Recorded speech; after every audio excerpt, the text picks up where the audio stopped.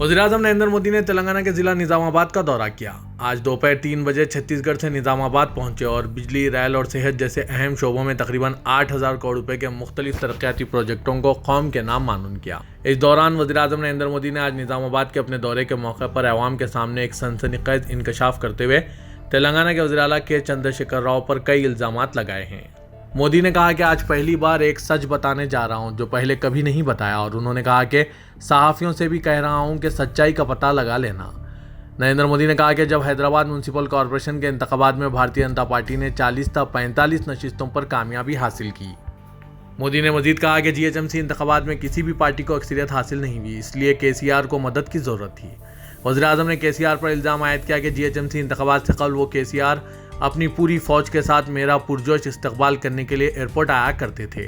बढ़िया बढ़िया माला पहनाते थे, बहुत इज्जत करते थे। याद है ना फिर क्या हुआ? ये सब कुछ अचानक बंद हो गया। वज़ीर-ए-आज़म ने कहा कि केसीआर को इतना गुस्सा इसलिए आ रहा है कि हैदराबाद में जीएचएमसी इलेक्शन के बाद वो दिल्ली में मुझे मिलने आए थे। बहुत बढ़िया मुझे शाल उड़ाई और मेरी बहुत इज्जत की और इतना इतना प्यार दिखाया कि ये केसीआर कैरेक्टर में नहीं है, और फिर मुझे कहने लगे कि आपकी क़यादत में हिंदुस्तान तरक्की कर रहा है और हम भी एनडीए का हिस्सा बनना चाहते हैं। केसीआर ने कहा कि आप हमें एनडीए में शामिल कर लीजिए, हैदराबाद में जीएचएमसी में हमारी मदद कर दीजिए। वज़ीर-ए-आज़म नरेंद्र मोदी ने मज़ाहिया अंदाज में अवाम के सामने कहा कि मैंने केसीआर से कहा कि आपके कारनामे ऐसे हैं जिससे मोदी आपसे जुड़ नहीं सकते, इसीलिए हमने उन्हें एनडीए में शामिल नहीं किया, जिसके बाद से वो लगातार हम पर वार करते आ रहे हैं और हमारे तनकीद का निशाना बना रहे हैं। पेश है इस खुसूस में वज़ीर-ए-आज़म नरेंद्र मोदी के केसीआर पर लगाए गए इल्जामात के कुछ झलकियां। Bureau report सियासत.com। मैं आज पहली बार एक रहस्य खोलने जा रहा हूं। खोल दूं? सच बता दूं? बता दूं? बता दूं भाइयों? पहले कभी नहीं बताया, आज बता देता हूं। और मेरे पत्रकार मित्रों से भी कहता हूं, जांच करवा लेना। 100% सच्चाई बताने आया हूं मैं आज। जब हैदराबाद म्युनिसिपल कॉरपोरेशन का इलेक्शन हुआ, भारतीय जनता पार्टी 40-45 सीटें जीत करके आ गई। 48। किसी को बहुमत नहीं मिला। केसीआर को सपोर्ट की जरूरत थी। और आपने देखा होगा,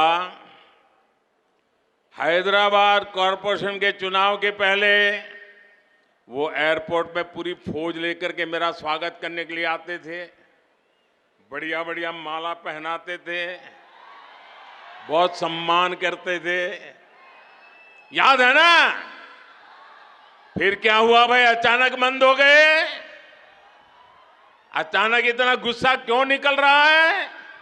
इसका कारण यह है कि हैदराबाद के चुनाव के बाद, ये भी तारीख चेक कर ले मीडिया वाले, वो दिल्ली मुझे मिलने आए, बहुत बढ़िया मुझे शाल उड़ाई, बहुत मुझे आदर किया और इतना प्यार दिखाया, इतना प्यार दिखाया, ये केसीआर के कैरेक्टर में ही नहीं है। और फिर मुझे कहने लगे कि आपके नेतृत्व में देश प्रगति कर रहा है, हम भी एनडीए का हिस्सा बनना चाहते हैं, आप हमें एनडीए में शामिल कर दीजिए। मैंने कहा आगे क्या? बोले हैदराबाद में म्युनिसिपल कॉरपोरेशन में हमारी मदद कर दीजिए। मैंने केसीआर को कहा, आपके कारनामे ऐसे हैं, मोदी आपके साथ जुड़ नहीं सकता है। हैदराबाद में हमें विपक्ष में बैठना पड़ेगा तो बैठेंगे। केसीआर की सरकार हमारे कार्यकर्ताओं पर जुल्म करेगी तो जुल्म सहेंगे, लेकिन हम तेलंगाना की जनता से दगा नहीं कर सकते हैं। भले तेलंगाना की जनता ने हैदराबाद में हमें पूर्ण बहुमत दे दिया, लेकिन 48 सीट भी तेलंगाना का भाग्य बदलने की शुरुआत है। और मैंने उनसे हर प्रकार से मदद करने का इनकार कर दिया। उनको एनडीए में एंट्री देने से इनकार कर दिया। उसके बाद उनका दिमाग फटका। फिर तो वो भांति भांति से दूर भागने रहे। मैं भ्रष्टाचार के सवाल पूछने लगा, फिर एक बार दोबारा आए। वो मुझे कह रहे हैं कि मोदी जी मैंने बहुत काम कर लिया, अब मैं सारा कारोबार केटीआर को दे देना चाहता हूं। मैं एक बार केटीआर को भेजूंगा, आप जरा उसको आशीर्वाद दे देना।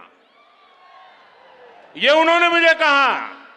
मैंने कहा केसीआर, ये लोकतंत्र है, तुम कौन होते हो बेटे को राजगादी दे? तुम राजा महाराजा हो क्या? क्या तुम राजा महाराजा हो क्या? अरे तेलंगाना की जनता तय करेगी किसको बिठाना है, किसको नहीं बिठाना है। बस वो दिन आखिरी था। उसके बाद एक बार भी वो मेरे से आंखें नहीं मिला पा रहे। मेरा परछाया भी देखने की हिम्मत नहीं बची उनकी।